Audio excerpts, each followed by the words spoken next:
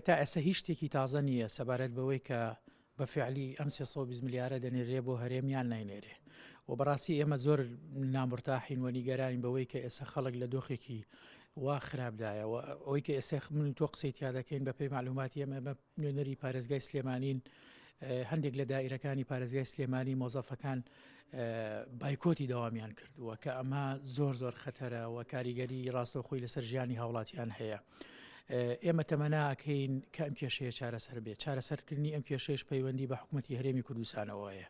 حکوومەتی هەرێمی کوردستان پێویستە بێتە بەغا و نەوت ڕادەست بکە بۆ ئەوەی کە لەم قەلەقیە خەڵک ڕزگاری بێ. یعنی ئێستا وەکو مەتەڵی لێ هاتووە مەسەلەی 320 میلیارەکە بۆ بە مەتەڵ دەینێرێ یان ناینێرێ.